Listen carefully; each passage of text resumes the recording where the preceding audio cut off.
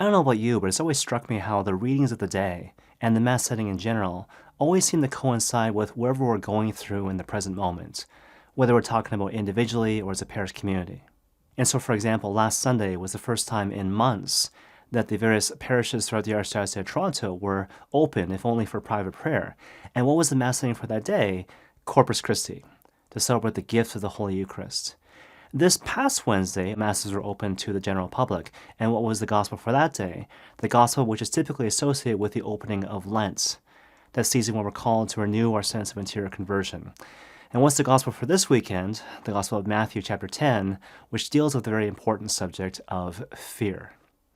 Who says God's not paying attention?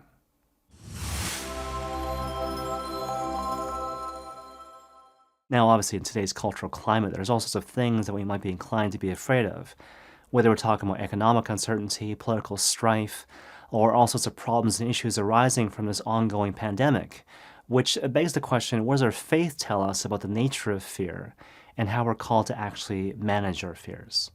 So perhaps I might begin by clarifying right off the bat that from a strictly emotional standpoint, fear is precisely that. It's an emotion. It's an emotion that we feel in a particular type of circumstance. And so in that regard, it's not unlike sadness or anger. So here's a situation where we feel something, perhaps it's a negative emotion, if you will, that we feel given a particular situation or circumstance in which we find ourselves. But more to the point, our emotions have no moral content. They're neither good nor bad. So just because you're feeling fear, sadness, anger, or even happiness for that matter, it's not a good or bad thing. It's simply how you feel in that particular circumstance.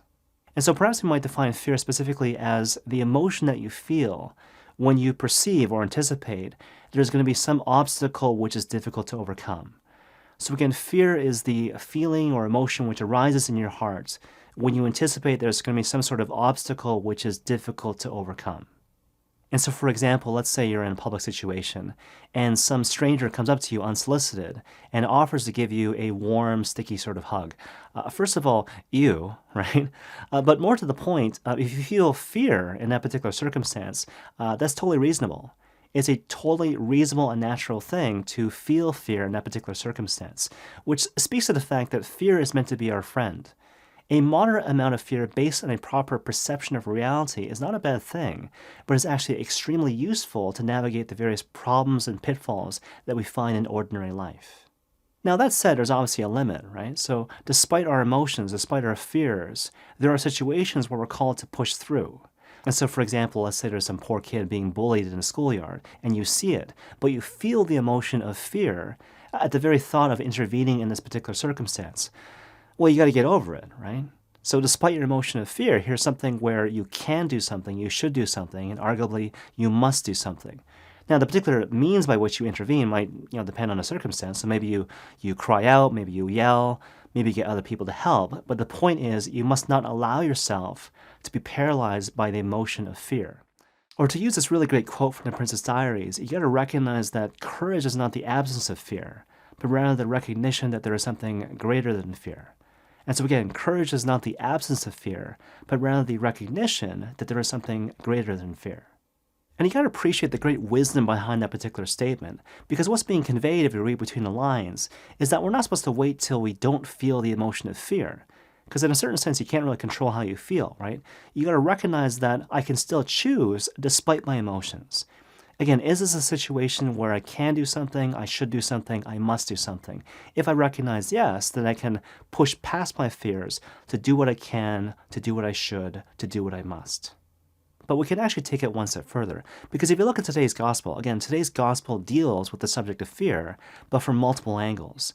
And so first of all, the Lord says, fear no one. And in particular, what he says is, do not fear those who can kill only the body. But on the other hand, he says, fear the one who can kill both the body and the soul. And so if you read between the lines, what the Lord is basically saying is like, look, don't allow the form of public opinion to unduly influence how you conduct yourself in the context of this world. Again, do what you can, do what you should, do what you must. And more to the point, your will should be to do the will of your Father in heaven in the context of this life, regardless of what other people see or understand or comprehend. So again, fear no one, especially those who can kill only the body. But on the other hand, the Lord says, fear the one who can kill both the body and the soul, which is to say this, fear the one living and true God, to whom you are ultimately accountable. Now, when you hear that, you might be inclined to think to yourself, well, that doesn't sound very consoling, right? And so, how can I reconcile this exhortation to fear the one living and true God with this notion I have in the back of my mind of God being a loving and merciful Father? And more to the point, when you read on in the gospel, how can I reconcile, again, the exhortation to fear the one who can kill both the body and the soul with the statement later on in the gospel that, do not be afraid, because you are worth more than many sparrows, and the Lord counts every hair on your head? Well, perhaps I might suggest that the way to reconcile all these seemingly contradictory aspects of today's gospel is to develop a proper understanding of what we actually mean when we talk about fear of the Lord. And so Pope Emeritus Benedict XVI actually has a really great definition in this regard, when he says that fear of the Lord is basically exercising responsibility with regards to that portion of the world and that portion of human history which God has entrusted to me and not to another. And so again, fear of the Lord is exercising responsibility with regards to that portion of the world and that portion of human history which God has entrusted to me and not to another. Now, if you've been following the podcast for a while, you might recall how a couple episodes ago, I did a really detailed treatment on this notion of fear of the Lord. So if you want to check that out, the episode is called Taking an Active Role in Society. But for our purposes today, perhaps I might end with an example to really illustrate what it looks like to exercise this principle of fear of the Lord in a really kind of concrete circumstance. And so the example that comes to mind, there was this distinguished professor of sorts who basically had a mystical encounter with the Lord, which ultimately led him to move from atheism to the Holy Catholic Church. And over the course of this mystical encounter, the Lord revealed to him many truths related to the Catholic faith, such that the man came to the realization that on his deathbed, he would basically have two big regrets in life. And so he realized that his first regret would be all the time he had wasted wondering whether or not he had been loved, whereas the reality is that he was always loved by an all-knowing, all-loving Father in heaven. But his second big regret would be all the time he had wasted doing nothing of value in the eyes of heaven, whereas the reality is that every moment carried with it the opportunity to love God and to love neighbor, and thereby do something that would have infinite value for all eternity. And you see, the reason I bring this example up is because this is what it actually looks like, concretely speaking, to live out of the space of fear of the Lord, which is basically to say this: do not worry about the opinions of others, because the Lord again reminds us in today's gospel, do not worry about those who can kill the body but not the soul.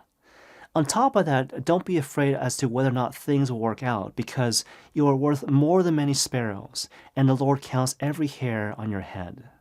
But instead, focus on exercising responsibility with regards to that portion of the world and that portion of human history which God has entrusted to you and not to another, by focusing on doing the most loving thing you can conceive of in the present moment to moment in every circumstance of your life, mindful of the fact that you've been created by love by an all-knowing, all-loving Father, until finally you are with Him in His loving embrace for all eternity. And may God bless you all.